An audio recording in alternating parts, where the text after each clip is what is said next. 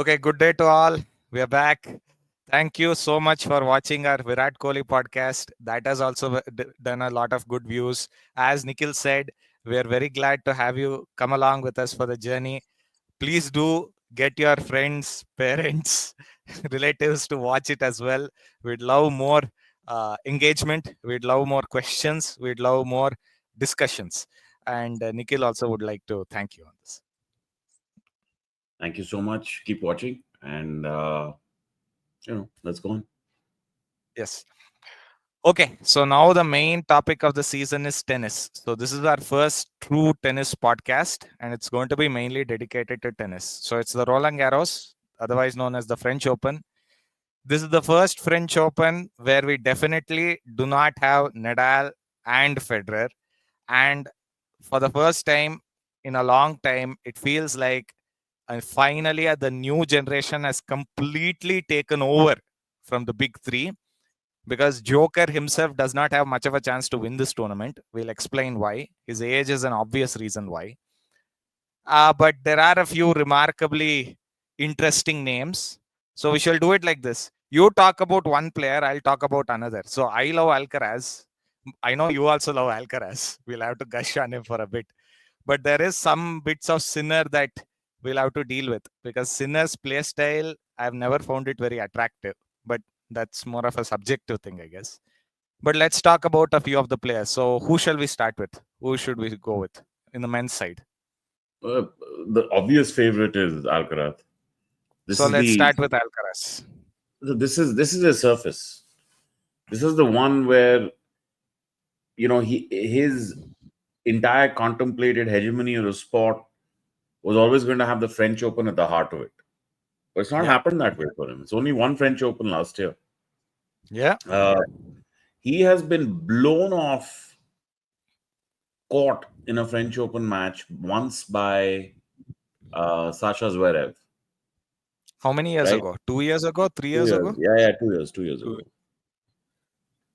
So, yeah, and last season's win against Sinner in the semifinals, was it, or in the quarters? Did they meet? I'll just check it. I think it was the quarters. Yeah. It was a tough match. It was an incredibly tough match. And Sinner had the match on his racket for most of the match. He made errors that eventually lost it for him, but Sinner had the power to deal with Alcaraz on clay, which was very Semi-final. surprising. Semi-final. It was a five-setter, and he came from two sets to one down. He came from that down and then started to reel him in. Yeah. Yeah, and for most of that match, Sinner was ahead of him.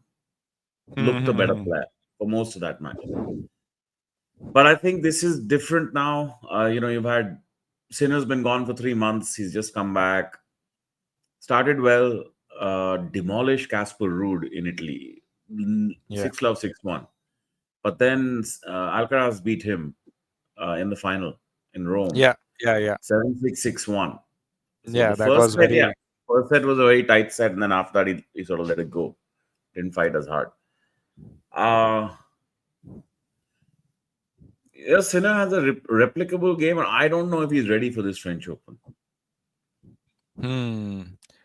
But let's talk about Alcaraz and why we talked about him. That's why I'm saying Alcaraz. I think this is as open a draw as there's been, but Alcaraz is a stronger favorite than at any time prior. Certainly, I can see your point. But the thing about Alcaraz which attracted me to him first was he's the perfect amalgamation of all three qualities, which even you said on Nonsensical Nemo, Nirmalya Datta's article. You gave him a soundbite saying this guy is like the perfect combination of the Nadal-like power, the touch of Federer in his drop shots especially, and that unwavering, never give up, never say die attitude of Djokovic. So he has all three. It's like he's been built in a lab primarily to dominate. I don't know for how long, but my God, what a player! That But he's lost a first... lot of matches there. He's still Yeah, not. He's still not in a dominant era. He's still not world number one. He's not ahead of Sinner. Sinner starting to get the better of him in this rivalry as well. It's a very interesting thing. These two are obviously going to not dominate men's tennis for at least the next few seasons, from what we can see. Yeah. But it's a good, solid, even rivalry. It's not, sometimes rivalries are regarded that way because of the stature of the players. I mean, coincidentally, they may be playing different levels of tennis when they play each other, and it doesn't work Yeah. out, Yeah. and the Yeah. rivalry doesn't ever materialize properly. But this one's a rivalry that is properly materialized, and it's an excellent So rivalry. yeah. Yeah. Okay. Zverev has a shot as well. I don't think Djokovic has a shot, but Zverev Yeah. definitely has a shot. Zverev should have been a Grand Slam champion by now. He's played enough good tennis to have been a GS Yeah. champion. Uh, French Open, the Nadal years made it so formulaic, the French Yeah. Open, right? Who's winning it? Um, but it's the tournament that used to throw up the most incredible results. It's Yeah. always been the tournament that throws up the most incredible results and the most biggest surprises. You can have a winner out of nowhere. It's about it, the endurance on that clay. Yeah. But I think Alcaraz actually has the ability to win a fair number of French Opens. I mean, this could be a 4, 5, 6 time champion at Roland Garros, and that's why I mean, this is for me. This is his swing years, right? Like these next 3, 4 years, he has to pile up Grand Slams, and the French will be a Yeah. huge part of that. Remember, he's only 22. He has a long Yeah. time to go. He has a long time to go, uh, and these courts now, the surfaces are very similar speed. Something Extremely. that Federer talked about. He said Grand Slam will eventually happen because it's starting to become very similar how you Yeah. play on each of these surfaces. So Yeah. somebody could hit a 5, 6, 7 tournament, 2 year, 2.5 year hot streak and knock Yeah. out about 6, 7 Grand Slams pretty quickly. That, according to me, is a tragedy because we were talking about most impressive slam wins, and I was of the opinion that Agassi's 92 Wimbledon is one of the greatest slam wins ever because in a time when Wimbledon courts were still rapid quick, he went without a serviceable serve, and then he did it entirely on returning the ball against one of the greatest servers of all time. That was obviously Goran Ivanisevic in the final. So that kind of variety in quotes doesn't really apply anymore. And you were yourself, you posted a tweet long back, which I had purviewed, and you had said that was a repost saying that, Federer would have dominated Djokovic and to some extent Nadal had these surfaces been different. But because they became the same, Djokovic was able to quickly catch up to those two as well. Yeah. Yeah. You can separate that out to something else as well, which is there's no doubt in my mind Novak Djokovic is the greatest match player ever. He's an That's true. incredible That's true. creator of a match victory, right? Like the guy just he grinds you down at the right way, the right time in a match. Uh, Absolutely. he's rarely ever behind. He's not that much. He doesn't have that many comeback wins as you might expect, No. but that's because he doesn't go down too often. When he goes down, he goes all the way down, and he gets beaten. Uh, but No, yeah, he has a couple of comeback wins which are very famous. One is the 2012 Australian Open yeah, final yeah, yeah. against Nadal. That is one. The 2019 Wimbledon final against Federer is another notable one. There are a few. And there's one against Tsitsipas where he lost the first two sets in the French Open That was final and won the yeah, next three. yeah. But you're losing 2 sets to So I look at Stefanos Tsitsipas. He's at the French Open final, semi-final and final now, 2 years running, right? Yeah. Really good player, but I just don't think he has that X factor that gets you across the line. Just doesn't have it. Too many Hmm. errors at the crucial stage. Even at 2 sets to love up against Djokovic, you just knew if Djokovic breaks early in the third, this match is Yeah. done. By the fifth set, it was a spanking. Yeah. Yeah. Yeah. So it's those days. I think for Djokovic are done now. I don't know how his body will last 5 sets over 2 weeks. No, But he's I just don't see come it. off a win. He has just come off a win, Who tournament did he win. beat in the final? Who did he beat in Uh, the final? let me check. Let me check. Yeah, he beat Hurkacz. Hubert. Hurkacz. Hubert Hurkacz. Yeah. Okay. Okay. Yeah, Okay. Hurkacz. Hurkacz. Okay. The thing about Joker is, I'm beginning to feel he is becoming a bit of a Dhoni in this retirement arc of his own. He is what, 38 this year? Yeah, he's 38. He's already 38. He was 38 3 days ago. So, point is, his body is not going to take up to that physical demand of playing that kind of high level tennis. He already completed tennis, as it were. He won the Olympic gold medal, which he had longed after for his entire career. There's nothing more to his records. He's won 24 slams. Nobody's touching 24. Nobody's even touching 20. We'll explain why later on in the pod. But point is, this man is untouchable. He's a first ballot Hall of Famer. Forget first ballot. He should be in the Hall of Fame as soon as he retires. But why does he want to torture his body and keep going on? There's nothing left to prove. He's proven everything. He's proven absolutely everything. Some people would even have him as the greatest of all time. I don't, but that's more of a stylistic reason, not for his accomplishments. His accomplishments make him the greatest of all time. I don't see any doubt in that. But you could go a bit on that point, I guess. No, I see. What motivates him, I think, is the same thing that's always more. He loves winning. He loves the sport. He loves being number one. New generations come around. I'm sure he has that feeling of I've got to beat these guys before I leave. I want them to feel that they've been. He was beating them for fun for a long time. It's Yeah, yeah, just become too much over the last 2 years. Otherwise, he was beating them all the time. yeah, yeah. 24 happened because it was these idiots who were in front of him, Berrettini and this and that, and he just keep walloping them. Like they don't even compete with him, right? It's not possible. The So he's one, already done that when he was at a higher level. He did it to Alcaraz. Alcaraz's body broke down against Djokovic in a famous French Open semi-final. Man, he couldn't take it. The pressure that was coming from Djokovic. So he hmm, came back the following year to win. But he talked about how after that match he had to get a lot stronger. He knew he had to get a lot stronger. yeah, yeah. But the greatest for me, Alcaraz's greatest match so far was the demolition job.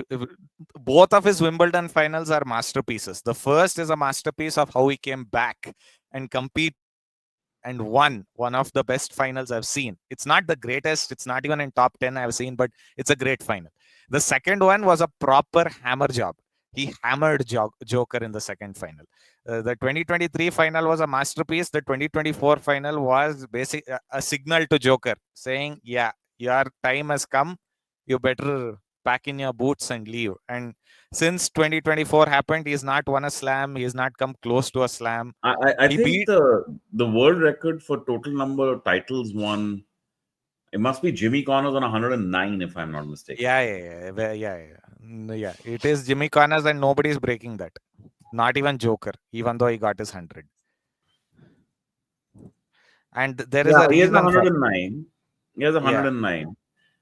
Djokovic is already at 100. Maybe he wants 10 tournament wins. yeah, He could play some small tournaments, end up with 10 tournament wins, there's no doubt. Easily. yeah, And he yeah. needs only But three more to get ahead of Federer. no, he That is needs one three to motivation for tie with sure. Federer. He needs three to tie with Federer, Yeah, four to get four, ahead. four to get ahead. So maybe that's the motivation. Although I think that's small. I mean, okay, all-time tournament wins, yeah, that'll matter. That's something that should matter to him. Yeah.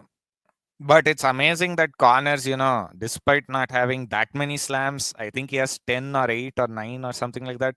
He won so many tournaments outside of tennis. And that brings me to another point that we should make in some tennis podcast, if not this one, in something that other tournaments used to matter so much earlier days. They used to matter a lot. The money was comparable to a Grand Slam, but they don't matter much anymore.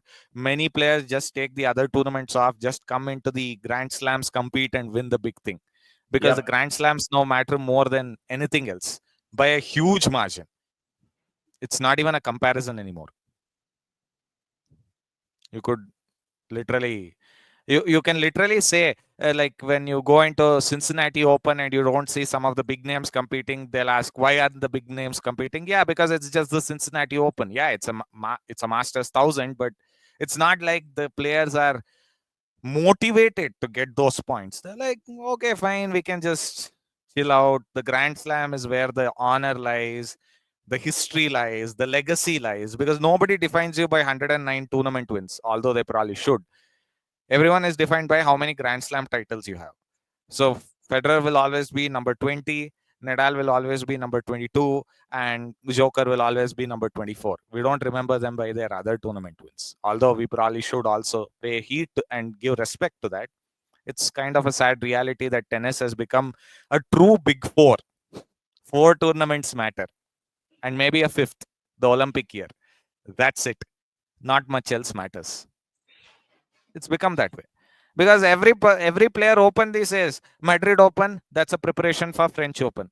What is the what is the tournament grass tournament in Bern, Switzerland, just before Wimbledon for preparation for Wimbledon? It's not like they're trying to win that tournament. They're just trying to get their grass game on point for the big one.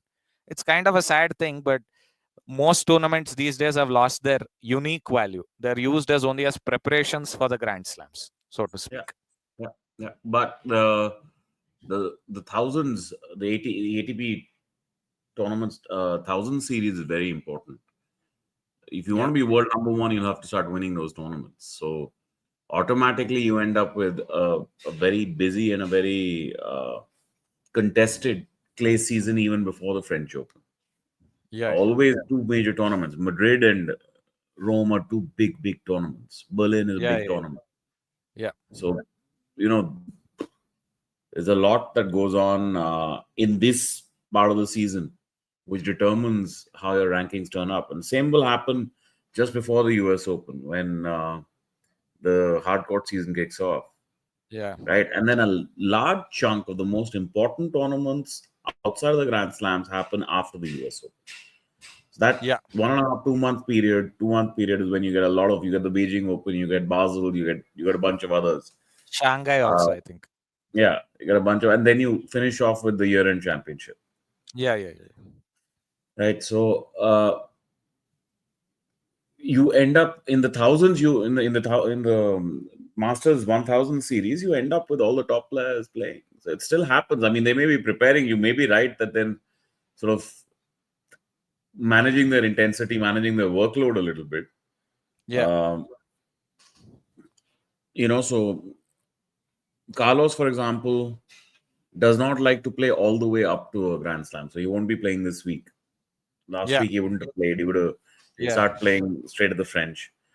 yeah, yeah, But Djokovic played yeah, in the last week and won his 100th tournament yeah, in Geneva at that. Wow. yeah, Uh, different folks work, different players work differently.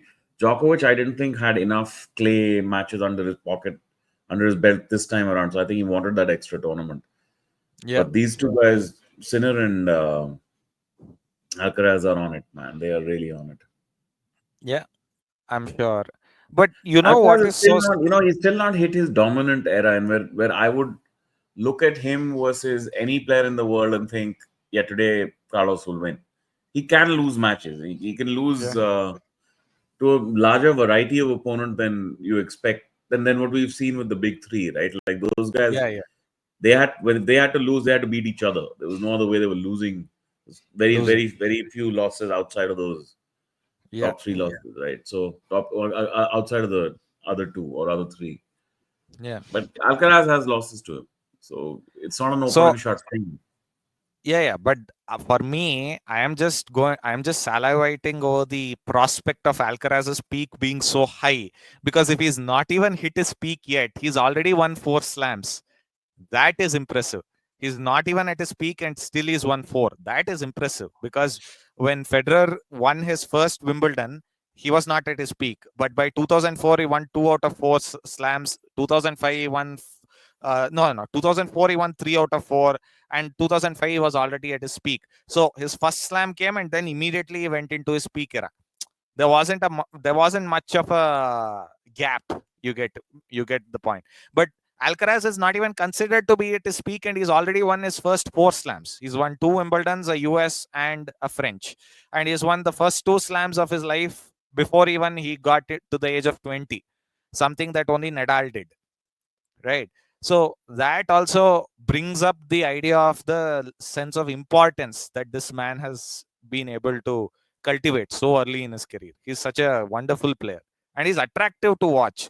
Something I don't find with so many new players who just copy Djokovic style. And you were saying that about Pep Guardiola. Everyone follows his possession football style or low block style to counter possession football. Same thing happened with Djokovic. Everyone copies his non-stop running up down the court, No, and but that's his but style. but you got to understand it. They're not copying just Djokovic. Djokovic was copying Lendl. Okay, Ah, so yes. there's always been that style of play. It's always existed. It just because the like we were discussing, the courts have are of such different speed that you Yeah, would naturally have advantages and disadvantages playing any system. When you yeah, equalize the courts, then this is the only system you can in fact play, because serve and volley also doesn't work absolutely. now. Yeah, That yeah. you've taken the speed out of the court. So volleying, yeah, people come to the net, but they don't need to come. It's absurd that a serve and volley game has not been necessary at Wimbledon in quite some time. Forget servant volley game. Now many players are coming in without a decent serve. For example, Joker throughout his entire career has had an accurate but not a great serve. He has basically conquered that issue and become a great player. But that's also because the courts have slowed down. I was looking at old Wimbledon matches, even the 2008 Wimbledon final between Nadal and Federer. The court was so quick. Whereas if you come No, back to the recent 2008. No, the problem was already in place by 2008. This phenomena was set into motion around 2005, 2004. hmm, So look, Sampras is not a bad player. Sampras is one of the greatest players to ever play the game. But absolutely. truly winning the French and Wimbledon in the same season used to be, you had to have. I mean, only Borg had done it. Like Borg Yeah, consistently, only consistently. Borg Nobody did else that. had done it consistently. Nobody else. It was an amazingly diverse set of skills that you need to win those No, two there was tournaments. one more. That Lever. skill set is Lever. not as diverse. Yeah, Yeah, but Lever and Lever, Emerson. yeah, but And I don't Emerson. think it was as many or in as hyper competitive an era, right? Emerson was his main rival, and he did the same number of slams. So I'll give him credit for that. And he beat him in many finals. So Yeah. So that's what I mean. It's not about. I'm saying that the era was much more competitive for Borg, right, and what was following ensuing after that. yeah, yeah, yeah. So that range of skill sets is reduced. There are copyable skill sets that you just take from clay and go to grass, and you're winning Yeah, yeah. tournaments. And yeah, I mean, that's the way the sport's gone. It's a tragedy because it's basically reduced diversity in play style. Sinner looks extremely boring to me whenever he plays. He's a good player, but I don't like the way he plays because I know that's the only way you can win these days. But that's literally such an unattractive play style. You just serve and then you grind them down with a 30-40 shot rally every time. Basically, by the third set, your opponent has given up on stamina itself. That's how bad it is. It becomes a tragic way of killing the sport. I'm not saying tennis is going down in value, it is going up. But eventually, there will come a time when people start to realize that every player is exactly the same. Alcaraz has a breath of fresh air. He's a breath of fresh air in relative terms. But even he is not really a breath of fresh air compared to the way Federer used to play or Agassi used to play. For example, Agassi was such a unique player in the way he used to hit his returns.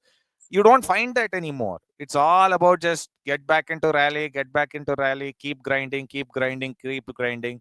That's why, it's all become a game of fitness. It's not become a game of shot making. It's not become a game of skill. That becomes a tragic thing for me. No, it is all of those things. It is a game of skill. It is a game of shot making. But yes, you're still improving percentages. Uh, but you're doing it at a higher power level as well. So it is very impressive. It's still a great sport. The problem is it's losing the uniqueness that it had, right? So Absolutely. cricket and tennis, the best things about them relative to other sports is what you play on changes everything. Uh, Absolutely.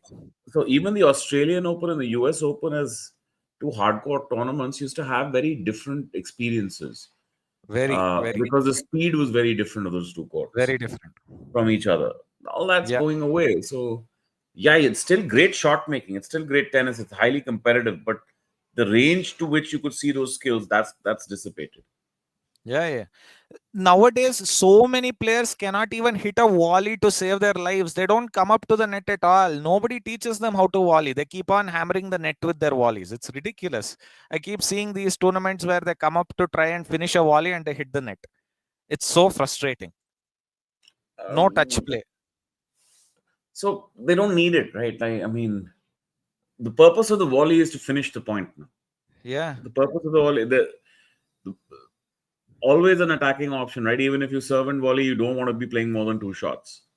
yeah, That's how volleying has to be. So they are only coming in for the easy volley. If you're not going to play difficult volleys,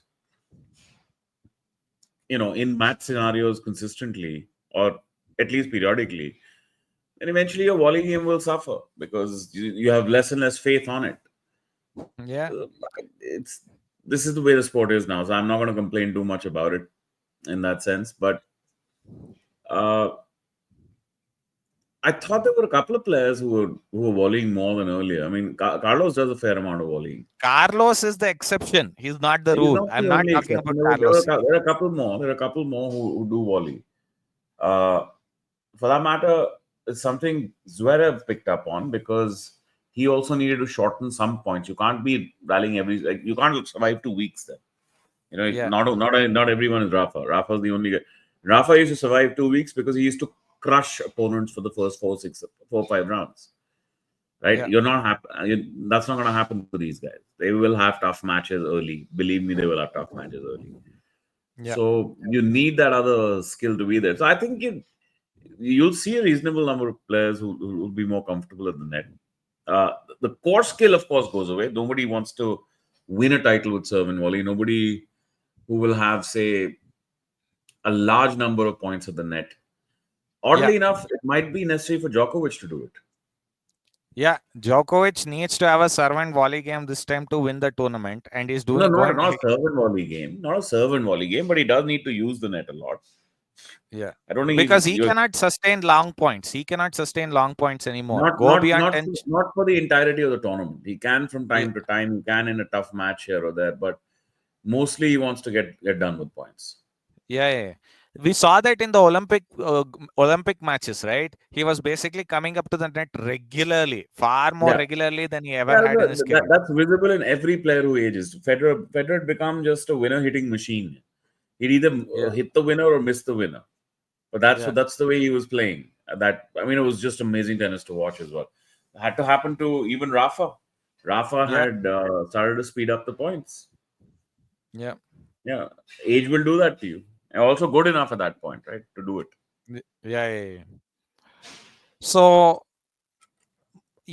the sad part for me about modern day tennis is this this extreme uniformization of the sport. It becomes extremely boring to watch, and that really started driving me crazy after a bit, because I was really starting to get tired of, okay, who should I support? Because Alcaraz was the first breath of fresh air, as I'd already told you. He was the first guy who was using the drop shot regularly.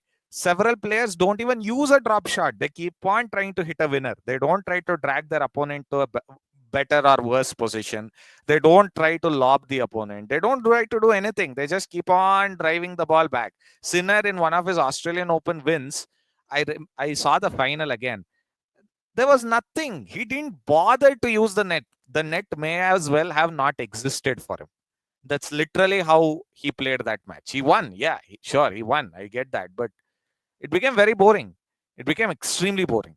And it became very tiring to watch, because that's literally every point you know what's going to happen.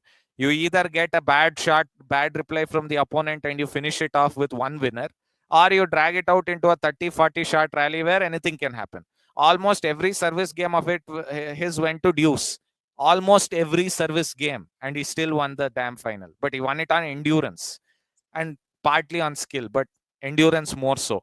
It became more of a, who can hit 100 mile per hour winner past the other the most. It becomes very tiring to watch after a while, because there's I agree. no. I agree. I used to get clay season has started in the 90s. You'd get players that would just suddenly come to life. There'd be this entire what at that time used to call the Spanish Armada. There was so many players coming from Spain who were Yeah. destined to go win one French Open. You know what I mean? Yeah. Like just sort Yeah. of pop in there, have one big season, very good clay court, otherwise all career long, but Yeah. has it in him for that one big tournament Yeah. and wins it. I mean, someone like Marcelo Rios. Rios built a world number one ranking without winning a Grand Slam, right? Because he was Yeah. winning these tournaments regularly. Uh, so yeah, I mean, it's. I really do wish that the next big equipment change that happens in tennis, right? Yeah. That's where it lies. Serve and volley is dead because the strings changed and the ball changed. Yeah. Yeah. Right? That's what killed serve and volley. There's no Yeah. time left. Yeah. So, I'm hoping the next equipment change will rebalance stuff. But it'll only get better. The rackets will only get better from here, not worse. That's the problem. It's like a continuous improvement technique. No, no, but And there'll be a question of how hard, how fast, right? Uh, the I mean, I don't know how you. Maybe you change. Maybe you have someone or the other who's a great champion who wants like a different technique, who uses a different technique. You need a freak somewhere or the other. Otherwise, boss, it's almost like the likes of Lendl have won the philosophical debate on what tennis is. yeah, Whereas the pretty joy much. of watching tennis was sort of the Beckers, the Edbergs, the Sampras's of the world. Or Federers. Simple as Federer. I mean, You that's can that's just like, so they ensue, right? I'm saying this was always the back and forth, yeah, and that started to change in the 2000s because of these court conditions. yeah, But you still yeah. get such different players. Clay season arrives, and there will be Andres Gomez, for example, 1989 French Open final, where French Gustavo Open. Kuerten. Gustavo Kuerten as well. Yeah, but Guga is one of the legitimate great clay courters of all time, and you're absolutely correct. The great example. He's a great clay courter. He cannot win a match anywhere else. He cannot win a Grand Slam anywhere else. Yeah, And Wimbledon was never going to be a chance. Right? yeah, That's how whenever. varied your game had to be. Yeah, yeah. Uh, so that's a loss, but it's not that the physical spectacle is still quite something to watch. Tennis still has style. Tennis still has amazing shot making. Tennis is always an interesting, compelling watch for that reason. I think football has suffered more on this count. Over the physical state of footballers today, Yeah, it's killed the game much yeah, more. yeah, Tennis, I think, is still much more interesting watch. But I have to admit this, man. Once Federer and Nadal were out, yeah, and with Djokovic, I know there's a match here to watch or a match or sort of. I'm not following the tour like I yeah, used to back then. yeah, yeah.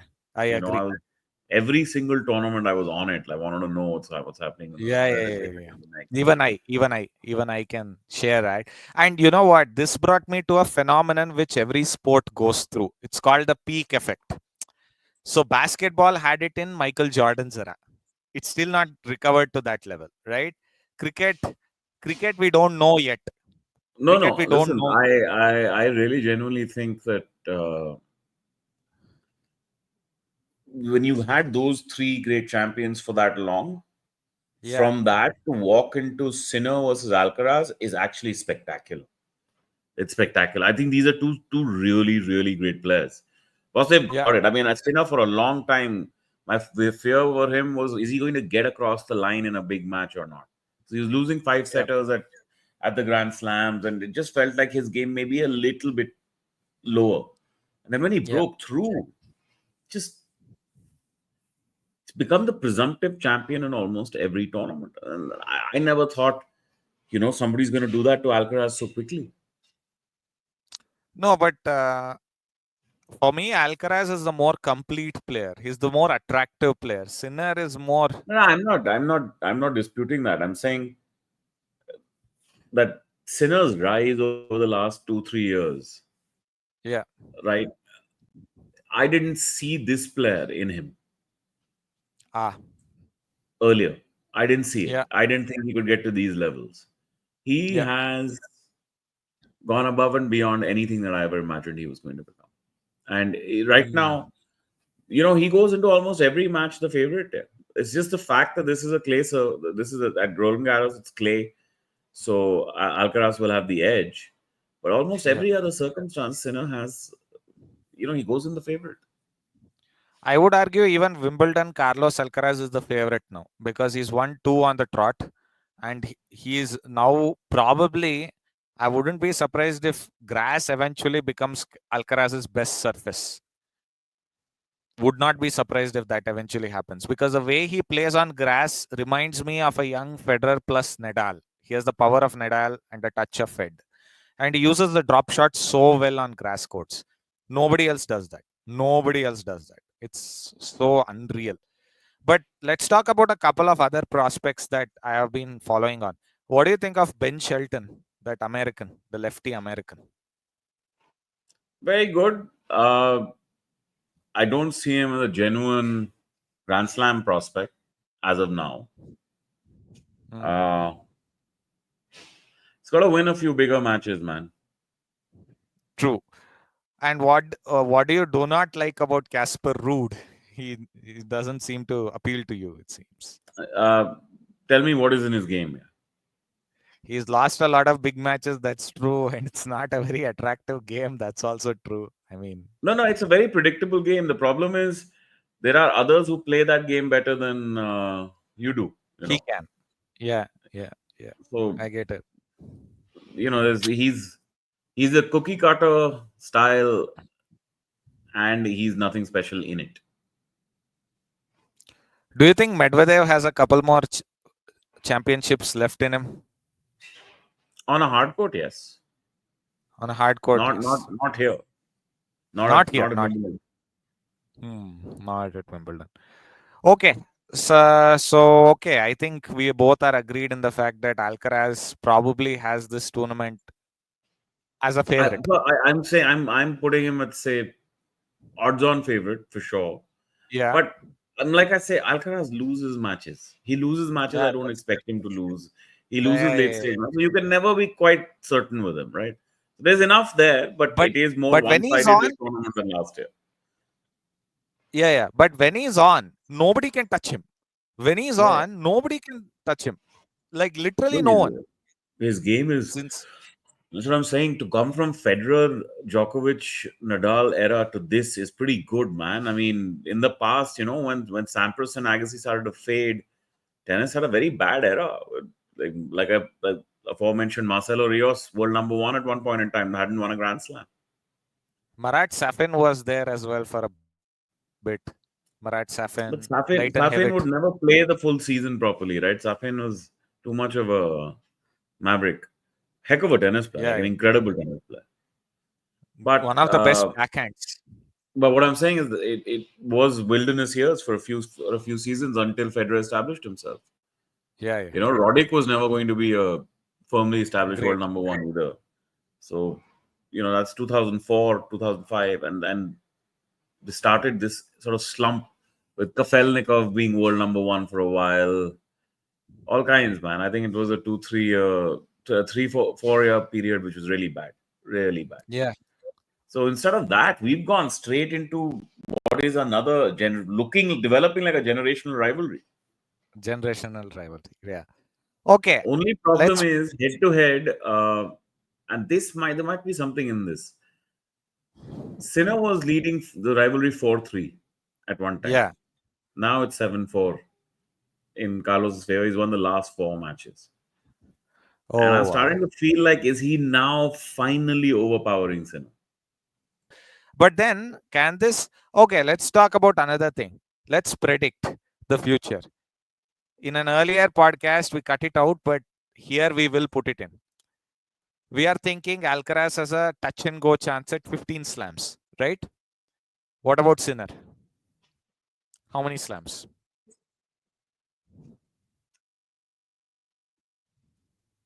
I think Sinner will get to about 5 or 6. Okay, when the next generation would arrive. It'll take him Okay, that long? the next generation, these guys are already 23, right?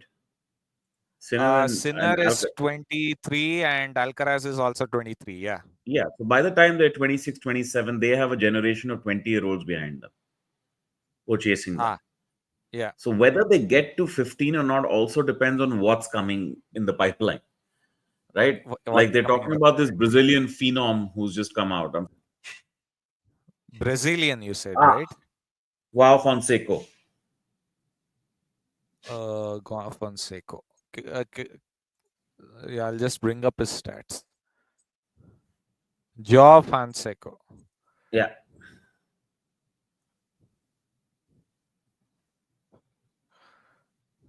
Joe Fonseca.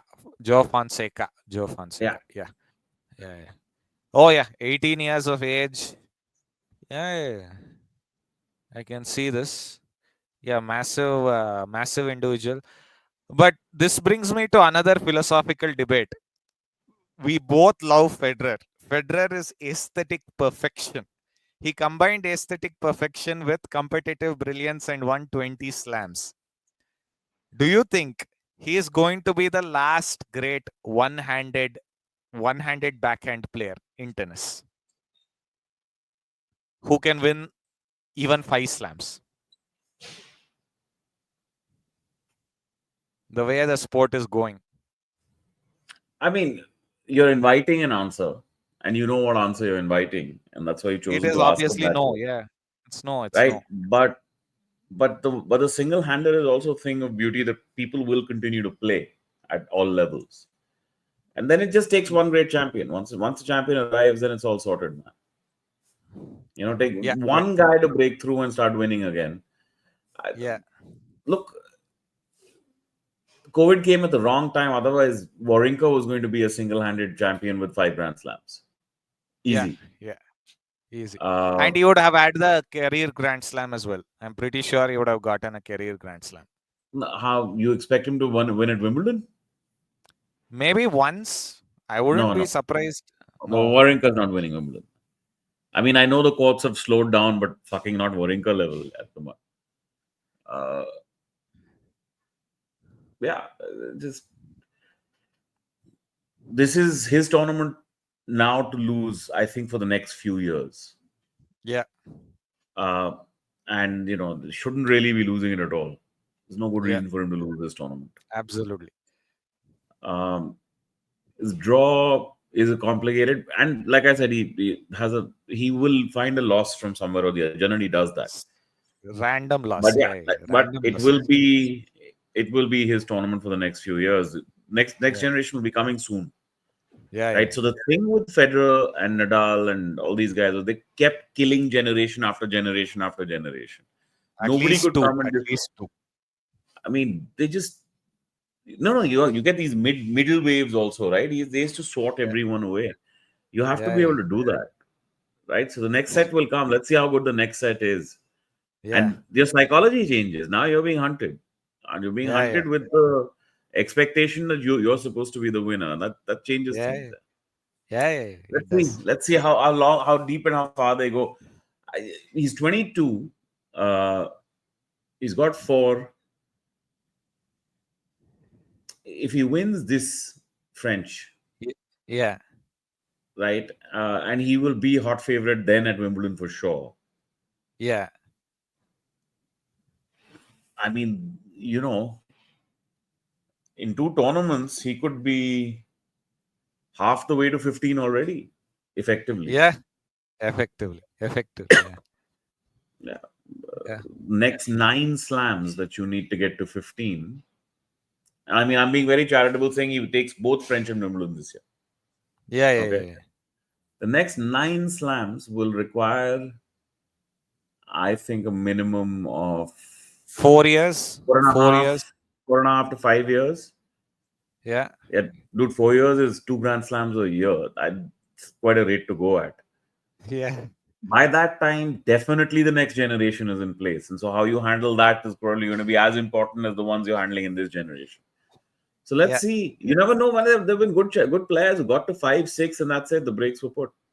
Rafael Nadal, the man produced one record that will be very tough to break. One slam and he has how many? One, two, three, four, 4 plus 5, 5 plus 5. So essentially, he has 14 slams. He has 14 slams in one tournament, French Open. That's not being touched anytime soon because I'm not even sure if Alcaraz will have a 14-year career, let alone will 14 slams. That is how crazy that record is. The man was a That's machine. nobody's touching that, man.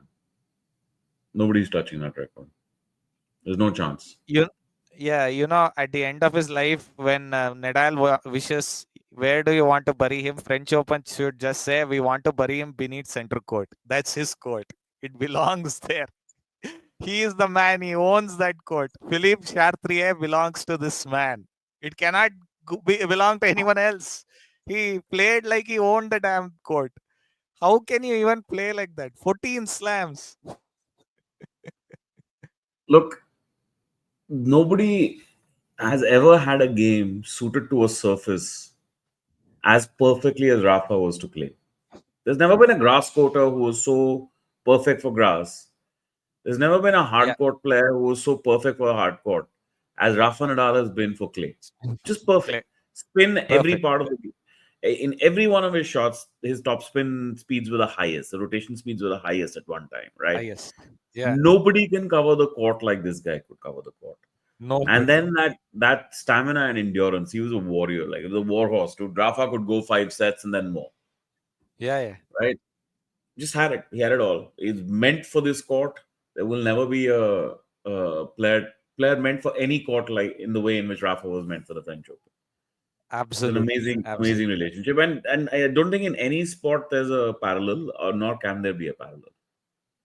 It's not No, there's possible. only one parallel. I think there's only one parallel, and it's a very mediocre parallel. Even when I think of Ayrton Senna, I cannot say mediocre, but Ayrton Senna and he had relationships with two things. If it was a rain race, he was guaranteed to win it.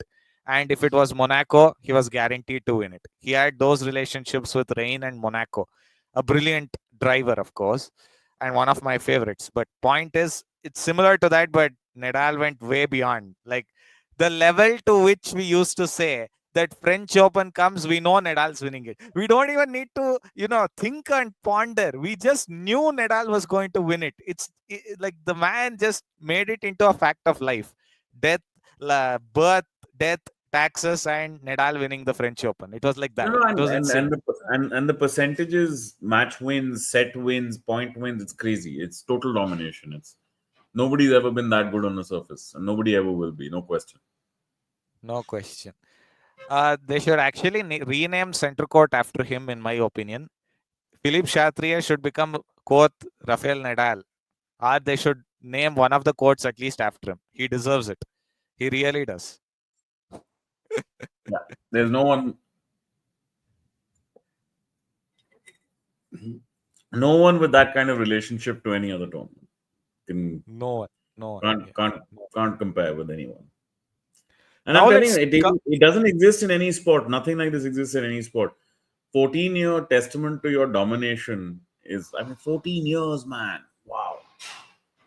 and not even Wow. consecutive. He lost a couple in between, and still it was a 19-year stretch where he won slams, right? 2005 to 2023, he was dominant at the French Open. Like you had to get past the big boss. If you didn't get past the big boss, you weren't winning the French Open. It was understood. Ridiculous. Absolute gem. But let's come to a deeper issue. I was talking about two things. So let me cover the first one. There's that peak era. For basketball, Jordan was that peak era. I don't see it having peaked in popularity after Jordan. LeBron, great era, sure, but not to the level of Jordan. Just to give you an example, or Kobe for that matter. But in the case of tennis, I have a fear that we have already seen the peak era. We saw it in our lives. The top three scaled up mountaintops so high and so gigantic that nobody else in a long time, if ever, are going to come close to this. Yeah. Like they broke Yeah. every record. Yeah. Yeah. Yeah. I mean, look, that's the price you pay for having seen the best. That means the rest of your days of watching that sport is going to be relatively dull. Tough luck.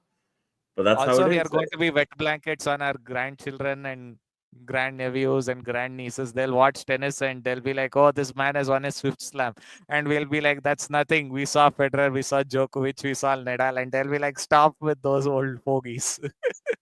No, but that was a that to have that honor is something else. The whole world. So they were a shared memory, man, across the planet. Tennis never had Yeah, eyeballs like it had with these three guys around. It was incredible. and I don't think it ever will have it ever again. Like that was the peak. Perfect personalities also. Just they are Yeah. so different from each other, And all yet three of so them. agreeable, and yet so agreeable in different ways. Like for me, Nadal was the perfect gentleman. Federer was that he was beyond. Like Federer went a little beyond. He had that presence. He had a sense of magnificence about him. It wasn't like you were greeting a tennis player. It was like you were greeting royalty, like true royalty, not the ones who wear crowns on their heads. I'm talking of royalty in persona. And then you have Joker, a slightly more rebellious kind of chap, but with his own sense of twisted sense of diplomacy that keeps you on edge. Mind games. Yeah, yeah, yeah. Great trio. Yeah, it's there's nothing in any sport again like that. Nobody's ever seen that. To Yeah. get three of the best together going at each other. And forget about the GOAT debates, just don't involve anyone else anymore. It's just these three. You Just have to these pick one three. of these Nobody three. It else doesn't comes matter. close. There's no Yeah. question of anyone else getting into the debate. You just have to pick from these three. There's no question beyond that. Let me put it this way. Until and unless Alcaraz or Sinner or both by some miracle win around 20 slams, a tall order, I know, but let's assume we meet back in another pod in 15 years and we say, oh, we got this one right. If one of them or if both win 20 slams, then they can get into the GOAT debate conversation. Otherwise, I don't see much of a point in involving either. And it's a long way off from that, too. That's another point. But then let's come to women's tennis because women's tennis for me has been on a severe decline for a while. And there is a reason for that decline. I'm not saying the quality has gone down, I'm saying the personalities have gone down. And I'll tell you why. At every point of history in women's tennis, we had a candidate who could claim to be among the greatest who ever played the way tennis should be played. So we had 15 slam winners, we had 18 slam winners, we had 22 slams, we had 24 slams, we had 23 slams. But now we don't seem to have any women tennis players who have that stamina, drive, or fitness to go get even 10 slams. Forget 10. Most can't even get even 5 anymore. It's ridiculous. And you know what? The more and more I look back at Serena's career, I'm convinced that she is the greatest to have ever played the women's tennis game. There's No, no no, not much debate. I mean, there's not much debate there. happens. It also comes in cycles. Look, a part of you have a continuous tradition. You're right. You're Chris Evert and Martina who was winning that many Court, slams. Margaret Court before that. Margaret Court Yeah, yeah, before but that. but we're just looking at the. I'm saying in those eras, Margaret Court, etc. I don't think the sport was as competitive, right? So, but Yeah. it is competitive in the 70s. It is competitive in the 80s, and it's Please. only becoming more competitive now. And now to become a one-time great champion is a hard thing. There's too many players out there who have that ability. There was a time in between. I thought Garbinia Muguruza was going to be a Yeah. heck of a tennis player. Yeah. Yeah. You could just see she didn't have it. Eventually, just faded completely. Yeah. But the game Iga was there. Swiatek is already fading. Iga Swiatek is already fading. What, She what do you won mean five she's already faded? slams. No, What do no, you mean she's she's already? no. Iga Swiatek was like a big thing. Like everyone thought she would get at least 10 slams, but now her recent results and stuff like that are No, starting no. I to make I people quite question. enjoy this generation. We are in a very competitive women's generation, and it's good players. Iga Yeah, Swiatek is a superb tennis player. I loved watching absolutely. her from her first French Open win. Game's Yeah, beautiful. I love her game. yeah, yeah, Then you have Sabalenka. That's a yeah, genuine rivalry. Rybakina, yeah, at certain tournaments, she's the one who can beat the other two. You've got a couple yeah, of others there as well. It's a good era for women's tennis. yeah. But do you think anyone will get to 15 slams on the women's side anytime soon? I don't see it happening. No. Fitness point of view itself, it becomes very tough for them. I don't know. Like Serena is a one of one in that regard. Steffi Graf had some luck on her side and remarkable skill to do what she did. Monica Seles would have most likely been a 20 slam winner if she hadn't been stabbed. That was how good she was in her teenage years. And Chris Evert and Martina Navratilova effectively cancelled each other out because they won 18 slams each and half of their slam wins were against the other. So basically, they were beating each other up. So whenever I look at that list, right, I see all of these great numbers. I don't even see Martina Navratilova's 18 slams being touched anytime soon because none of these players have any longevity. I look at even players like Maria Sharapova, and I think that's a great tennis player because she won 5 slams and she won every single slam at least once. That's a remarkable achievement in today's women's tennis because if you Yeah, look at it, right, but she got swatted away by Serena. yeah, She she couldn't did. handle Serena. She couldn't handle Serena, I agree. But my point is, if we even take that aside, 5 slams and all the 4 slams at least once is not a small accomplishment. And No, she it's had a a no. genuine, It's a genuine accomplishment in the sport, no doubt. Genuine accomplishment.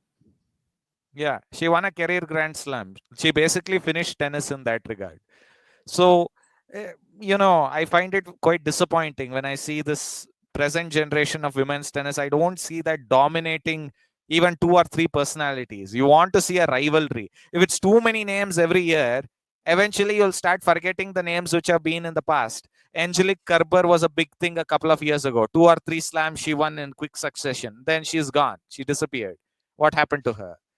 Petra No, but Kvitova won two or Angelique three Kerber, Wimbledons in a row. Found success very late in life, very late in her career, and she was always going to be short-lived in that respect. And plus, hers was a hustler's game, right? She was just so much physicality.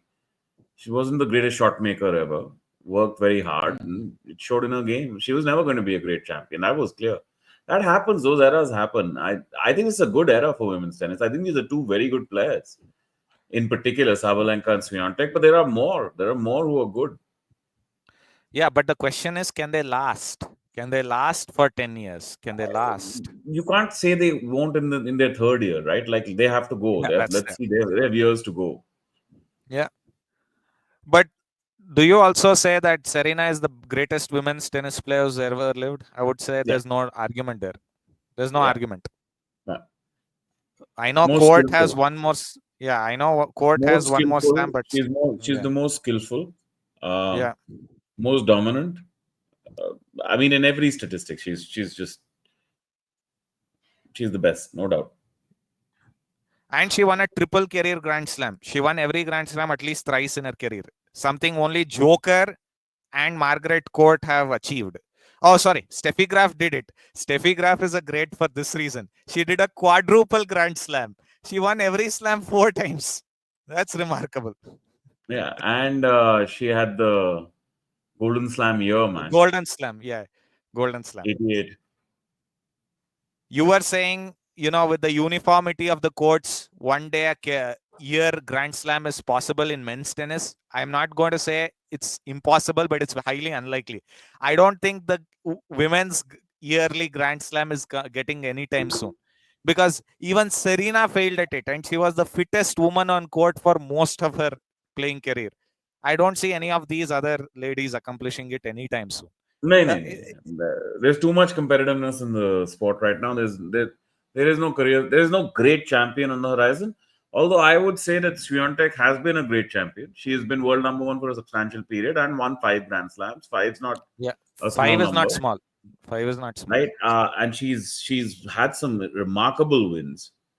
Yeah. She's lost some hard matches as well. It's a good rivalry. Rybakina is the third one here. Will certainly come into play in Wimbledon, Yeah, right? So yeah, sit back and watch. This tournament, but it's clay. It's the French Open. Iga Swiatek favorite, no doubt. that's true. She has won it like 3 or 4 years in a row, right? So Right. she's in. She's definitely the Yeah. favorite. Yeah. But Iga Swiatek's game does not translate that well to grass. That is what I've seen. That's what I'm saying. So at Wimbledon, she'll be lucky if she's in a semi-final. Yeah. Yeah. Yeah. And then there was this British lady, right? What was her name? Uh, she was that Romanian British lady. Emma Raducanu. Raducanu. Yeah, yeah. She's disappeared already, or is she still around? It's just a lucky, one-time lucky slam winner. That's all. Oh, too many Beyond of that, those these days. yeah, yeah. There's always been more Yeah, yeah, depth also in the sport now, right? More women playing, more girls coming through the systems across the world of playing. So you get much more competition, and they're all see. Women's tennis had a standardization always. yeah, Martina was the freak who was one serve and volleyer, yeah, and then you used to get the Czech brigade, Jana Novotna, Hanna Mandlikova. These were all serve and volleyers. That's what they were taught. yeah. And Uh, and you had one of the greatest outliers of all time, Steffi Graf, with a one-handed backhand in the 90s and 2000s winning. Like yeah, in an era of double-handers, she was the one outlier. yeah, but there's no doubt that the arrival of the Williams sisters changed the sport more than anything. Completely. Yeah. Physicality went to another level, right? Yeah, yeah, And then players became standardized. Everybody became a baseliner in the women's game. yeah. But Serena's serve is still one of the greatest ever in the sport. Like Yeah, yeah. it's one of the greatest ever. Like her serve won her like 4 or 5 slams in her late stages of her career. Like if she didn't have that serve, she would have lost quite a few games and matches. She had No, one no, of the you greatest can't you serves I've can't ever seen. contemplate her game without her serve. Her serve just made her game so secure. All the pressure was always on the opponent. Yeah, Serena's every measure of genuine greatness, right? Like she is the standard. There's no question, yeah, yeah, no yeah. debate. No debate. None. None. There's actually none.